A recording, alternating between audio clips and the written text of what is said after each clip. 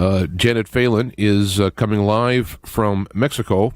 She basically does a report weekly or so and brings us information. Particularly, we've been concentrating on the judicial corruption and abuse that has been going on and giving up people in cases. So let me hit the button and welcome to the show, Janet. Thank you, James.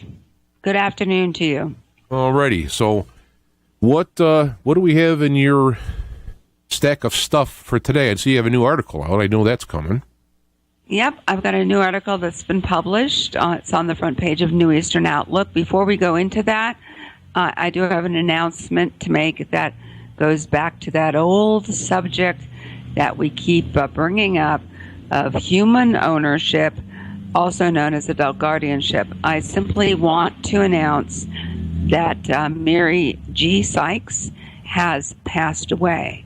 Mary is an elderly woman who was put under a guardianship where there have been allegations of an enormous fraud, theft, and abuse. And one of the reasons that Mary's death is notable, besides the enormous loss to her family, is that there was an enormous amount of rallying around her situation. And as a result of trying to help resolve and to really publicize the abuses going on, one attorney, Ken Dikowski, was suspended from the practice of law for 4 years out in Chicago area of Illinois.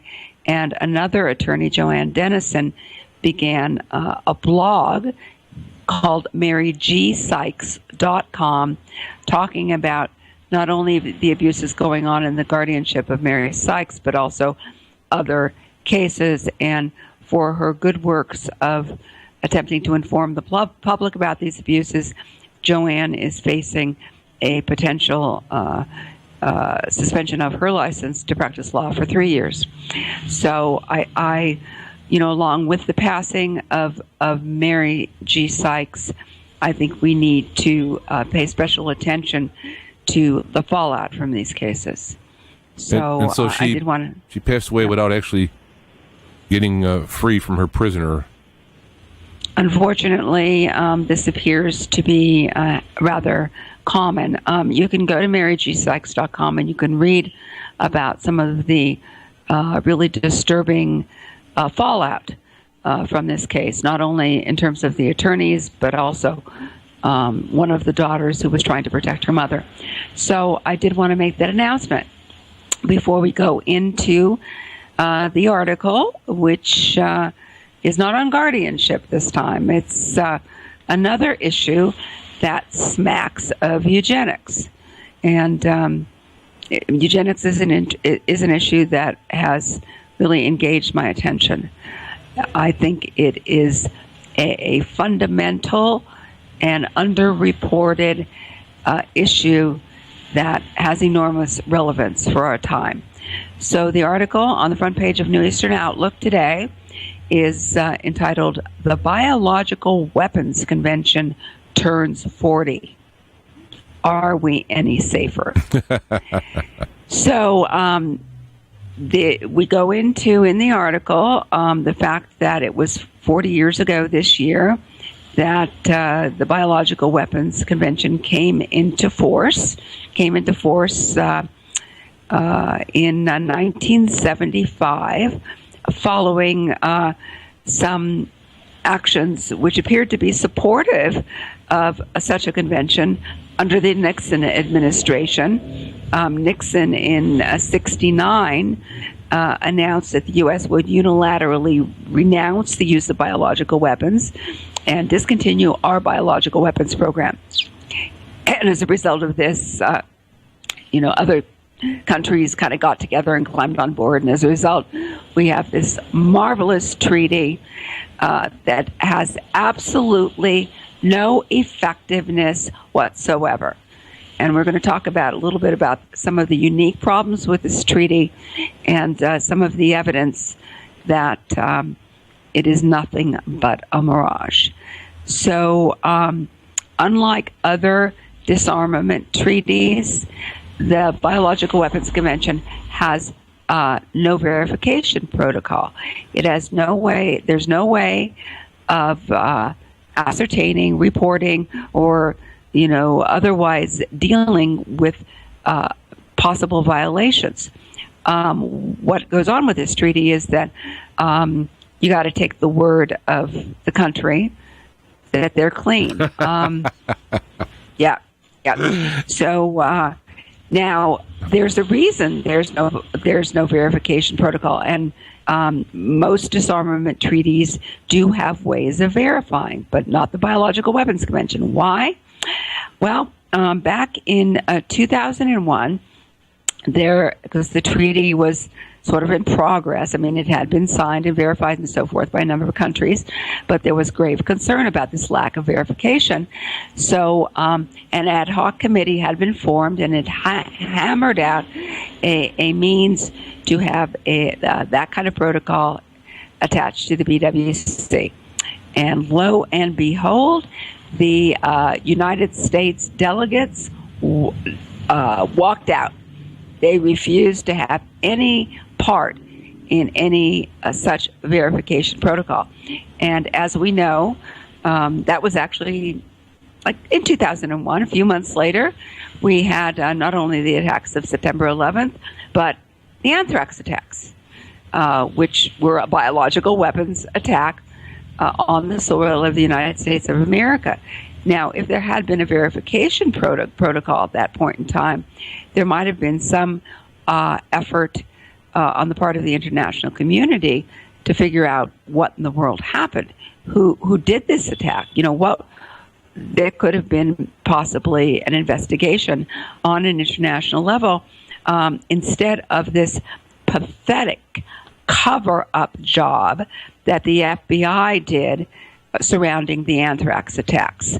There are a lot of people who are aware that the FBI stated they got their man. It was a Fort Detrick researcher named Dr. Bruce Ivins who conveniently and allegedly, although I have my doubts about his suicide, but he is reported to have committed suicide basically on the eve of his likely arrest by the FBI, which, of course, in a sense, closed the FBI's case. Now, just to give a little bit of information about Dr. Ivins' alleged involvement in the Anthrax attacks, there was a particular type of weaponized anthrax. There was Fort Detrick did have some of the anthrax of that nature in a vial, as did Dugway Proving Ground in Utah and a Battelle lab in Johnstown, Ohio. The FBI refused to investigate any connection with Battelle or with Dugway Proving Ground. Now, that in itself stinks to high heaven. Okay, so here we go again with the BWC.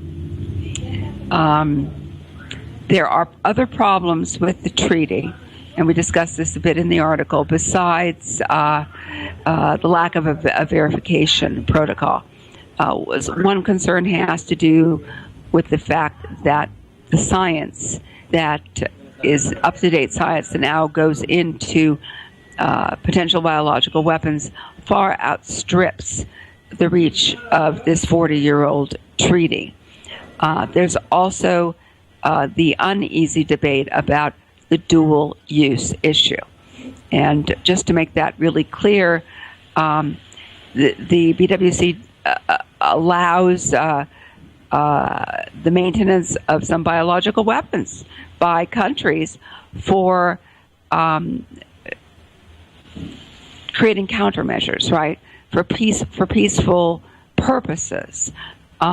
Because in order to create a countermeasure for a biological weapon, you have to have the biological weapon, okay? Unfortunately, this dual use issue opens the door very widely for offensive biological weapons programs. So there have been a number of reports from Sunshine Project and other concerned sources that there is almost no oversight on what kind of research is going on in these labs. Now, on to another issue here having to do with our safety, our collective safety from, let's say, a biological weapons accident. People should know that these labs have, since September 11th, proliferated like mushrooms. There are over 1,350 biological weapons level 3 labs now within the United States. I think that's about as many Starbucks we have too, right? And there's also a number of BSL 4s, which are where they do the work on the biological agents that have no known cures. Very dangerous work. Now, we would assume with all the safety measures that these labs are secure. They are not. Actually, I believe in 2014, the USA Today, mainstream media, reported that the United States labs had mishandled dangerous biomaterials at least 1,100 times between 2008 and 2012. Another mainstream source concerning biological weapons issues would be Dr. Richard Ebright, who's at Rutgers University, and he has stated there are more than 4 events every week, which could be described as a loss or release of bioweapons materials from U.S. labs. That does not, in my way of thinking, qualify as a very secure sort of program. Now, that issue covers concerns about possible accidents, but there is a far more insidious concern that has arisen around the United States biological weapons program, and that is that it is not entirely defensive, and that the U.S. has launched a secret, covert, illegal biological weapons program. There are a number of indications for this. One indication has to do with the United States amending its biological weapons legislation following the Anthrax attacks and the attacks of September 11th. And through this amendment to Section 817 in the U.S. Patriot Act, the U.S. gave its own agents immunity from prosecution for violating its own biological weapons laws. That is a very disturbing fact. And anyone listening can Google Section 817 of the USA Patriot Act, and you will see for yourself that caveat at the very end where the U.S. gives itself immunity from violating the law. Now, this Section 817 was actually should be a matter of international concern, because by so passing into law Section 817 of the USA Patriot Act, the U.S. violated the Biological Weapons Convention through the accords in the convention. And not only that, the U.S. forgot to advise the Biological Weapons Convention of this change in their legislation. Now, since there is no verification protocol, as we had discussed earlier, what we have are mandates where countries are promised to report certain things to the convention at large. One of the things they promise to report is changes in their biological weapons laws. But the U.S., they forgot to do it, right? They did not advise the convention at large. Now, some people are aware that I traveled to Geneva in 2011 to put some of this on the record at the United Nations with this treaty organization. And at the time, I was sitting in a side event hosted by the United States of America, where they're talking about how great their biological weapons laws are. And a Dr. Daniel Gerstein did a little PowerPoint demonstration and put up on the screen our great biological weapons statute. But it was the old one. It was the one that wasn't amended by 817. So it was not only a big oops that they forgot to let the convention know, there was actual studied deception going on by the United States. But the concerns do not stop there. There have been reports now coming in that these weapons are stockpiled, biological and possibly chemical weapons both, may be secretly stockpiled at Sierra Army Depot in Northern California.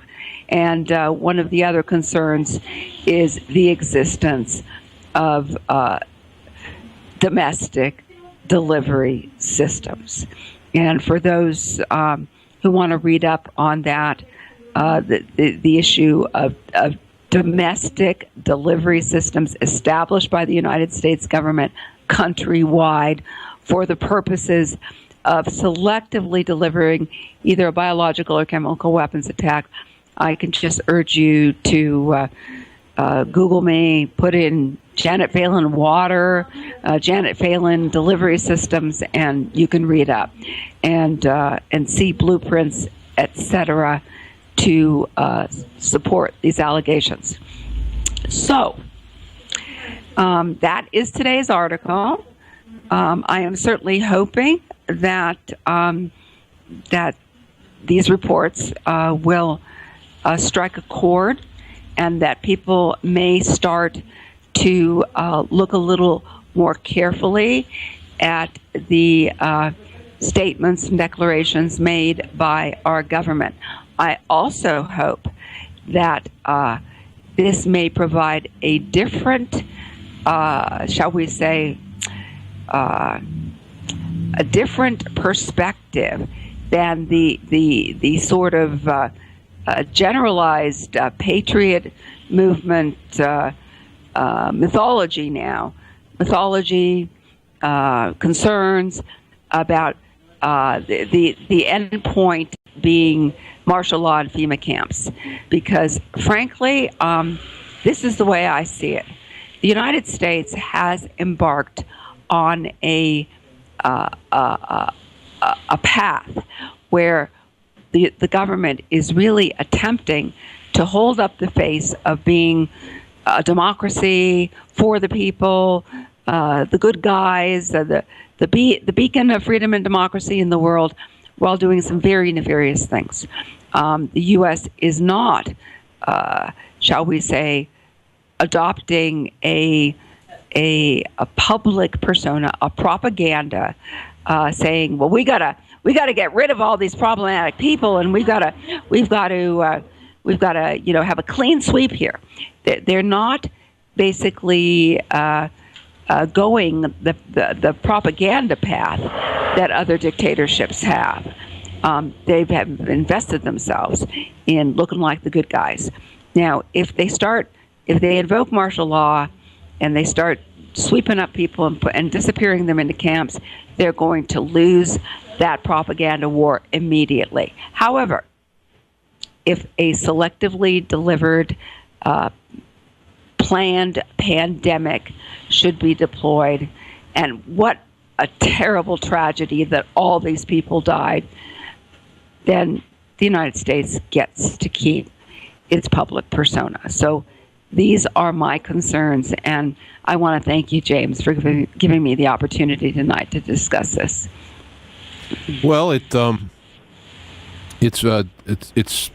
amazing how it could be hidden in such plain sight that you have a situation where they cannot comply and like forget to do it.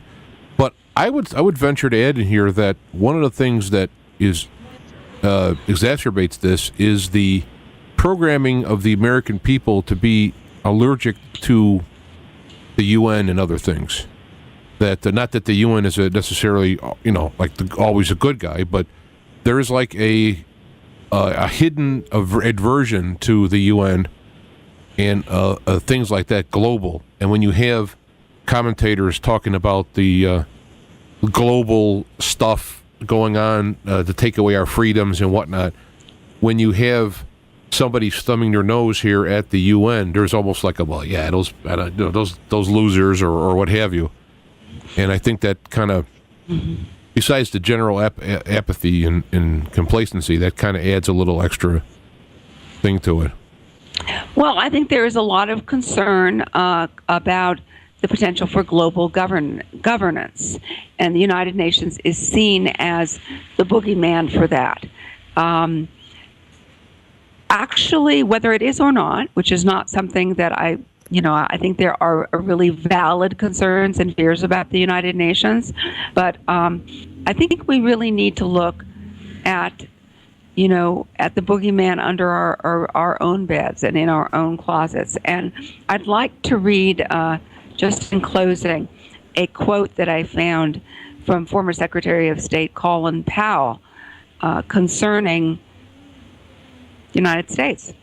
And so he said, and this was in an interview in GQ back in 2007, Colin Powell said, "What is the greatest threat facing us now?